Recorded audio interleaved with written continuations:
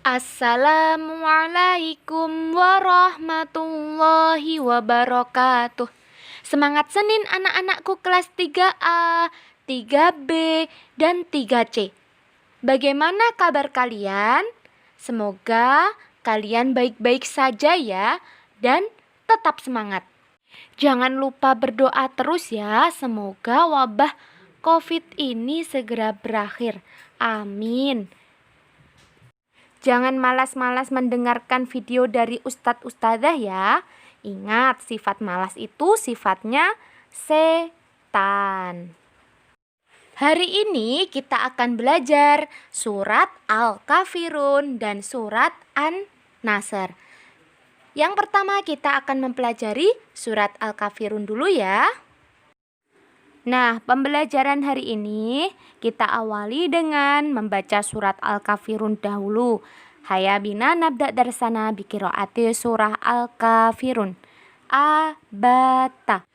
A'udzu billahi minasyaitonir rajim. Bismillahirrahmanirrahim. Qul ya ayyuhal kafirun la a'budu ma ta'budun wala antum abiduna ma a'bud wala ana abidum ma abadtum wala antum abiduna ma a'bud lakum dinukum waliyadin. Shadaqallahul azim. Artinya, katakanlah Muhammad, wahai orang-orang kafir, aku tidak akan menyembah apa yang kamu sembah, dan kamu bukan penyembah apa yang aku sembah. Dan aku tidak akan pernah menjadi penyembah apa yang kamu sembah, dan kamu tidak pernah pula menjadi penyembah apa yang aku sembah. Untukmu agamamu, dan untukku agamaku. Surat Al-Kafirun. Surat Al-Kafirun adalah surat yang ke-109 dalam Al-Quran. Nama surat Al-Kafirun diambil dari ayat pertama. Surat Al-Kafirun terdiri atas 6 ayat, termasuk surat Makkiyah karena turun di kota Mekkah. Kata Al-Kafirun berarti orang-orang kafir. Orang kafir yaitu orang yang tidak percaya adanya Allah atau orang yang mengingkari adanya Allah.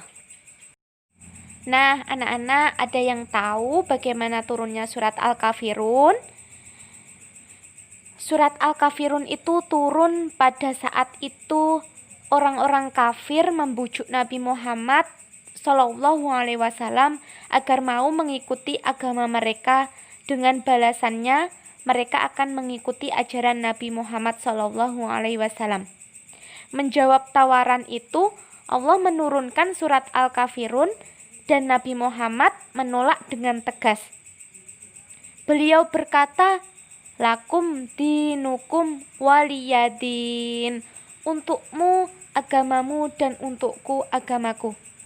Nabi Muhammad tidak akan menyembah selain Allah dan begitupun dengan orang Quraisy. Mereka hanya akan menyembah berhala.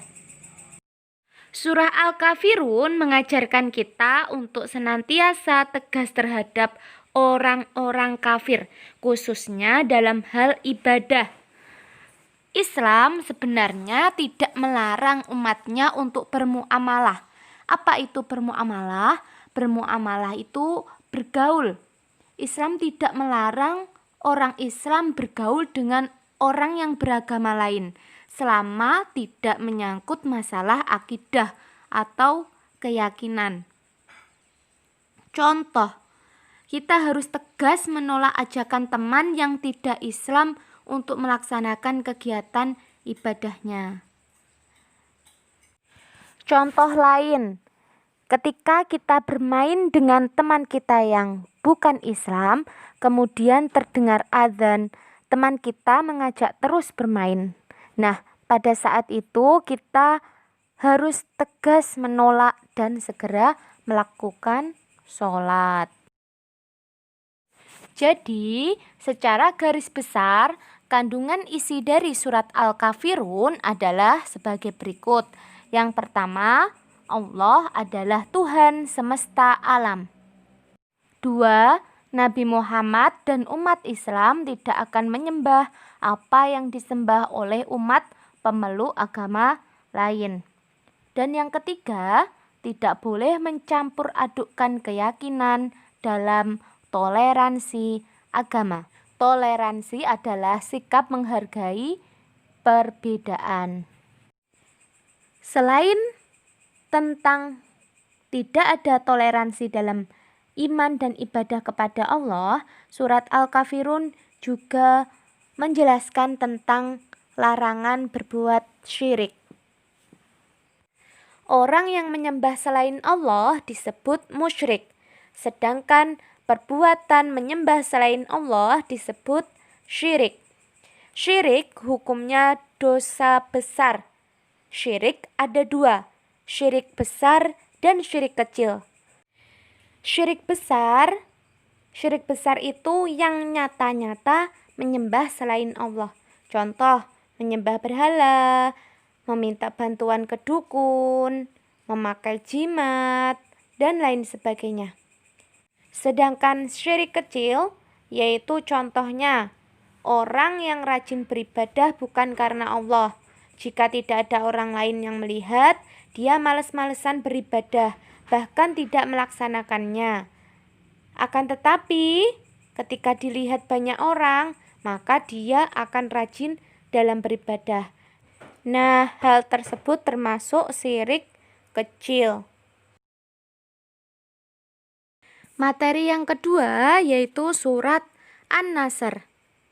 Sebelumnya kita baca bersama-sama dulu ya surat An-Nasr-nya. A, Ba, Ta.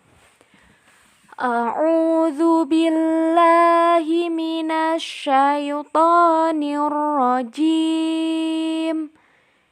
Bismillahirrahmanirrahim. Idza jaa nasrullahi wal fath wa ra'aitan nasa yadkhuluna fi dinillahi afwaja fasabbih bihamdi rabbika wastaghfir innahu kana tawwaba. Shadaqallahul azim. Artinya, apabila telah datang pertolongan Allah dan kemenangan, dan kamu lihat manusia masuk agama Allah dengan berbondong-bondong, maka bertasbihlah dengan memuji Tuhanmu dan mohonlah ampun kepadanya. Sesungguhnya Dia adalah Maha Penerima Taubat. Surat An-Nasr. Kata An-Nasr berarti pertolongan. Dinamakan An-Nasr diambil dari kata Nasr yang terdapat pada ayat pertama surat An-Nasr. Surat An-Nasr menempati surat urutan yang ke-110. Surat ini terdiri dari 3 ayat. Surat An-Nasr diturunkan di Madinah. Oleh karena itu, surat An-Nasr tergolong surat Madaniyah. Untuk di LKS, kalian ganti ya. Tempat turunnya surat An-Nasr sebenarnya di kota Madinah. Surat An-Nasr turun berkaitan dengan peristiwa Fathul Mekah. Fathul Mekah adalah pembebasan kota Mekah oleh Nabi Muhammad SAW dan para sahabatnya. Ketika itu Rasulullah memasuki kota Mekah. Kemudian pasukan Quraisy menyerang kaum muslimin. Maka Khalid bin Walid selaku panglima perang memerintahkan pasukannya untuk menggempur pasukan Quraisy. Nabi Muhammad dan pasukannya berhasil merebut kota Mekah dari orang-orang kafir Quraisy. Akhirnya kaum Quraisy berbondong-bondong masuk Islam. Semuanya itu jelas ya anak-anak, siapa lagi yang menolong Nabi Muhammad? Pastinya Allah Subhanahu wa Ta'ala. Allah lah yang menolong dan menyelamatkan Nabi Muhammad Sallallahu Alaihi Wasallam. Salah satu kandungan surat An-Nasr adalah perintah bertasbih dan bertaubat. Bertasbih yaitu mensucikan Allah. Tasbih bunyinya Subhanallah, artinya Maha Suci Allah. Bertasbih kepada Allah dikala terjadi peristiwa yang menggembirakan atau melihat pemandangan alam ciptaan Allah. Yang kedua yaitu bertaubat. Setiap manusia pasti punya salah. Ketika bersalah, manusia harus meminta maaf. Nah, meminta maaf kepada Allah inilah yang disebut dengan bertaubat. Kita harus selalu bertaubat kepada Allah. Caranya bagaimana? Caranya ucapkanlah kalimat istighfar, yaitu Astaghfirullahaladzim. Artinya, aku memohon ampun kepada Allah. Karena Allah adalah Maha Penerima Taubat. Sekecil apapun kesalahan kita kepada Allah, segeralah bertaubat dan jangan diulangi lagi kesalahan tersebut. Dan jika kita mempunyai salah kepada orang lain, juga harus segera meminta maaf. Nah anak-anak, cukup sekian ya materi pembelajaran Al-Quran hadis kita hari ini. Semoga kalian paham, semoga kalian menjadi anak yang solih solihah. Amin. Dan juga Ustazah ucapkan terima kasih telah menyimak video pembelajaran hari ini. Ustazah akhiri ya. Haya bina nakhtatim darsana biqiraati hamdalah wa kafaratul majlis. Alhamdulillahi rabbil alamin. Subhanakallahumma wa bihamdika asyhadu an la ilaha illa anta astaghfiruka wa atubu ilaih. Wassalamualaikum warahmatullahi wabarakatuh.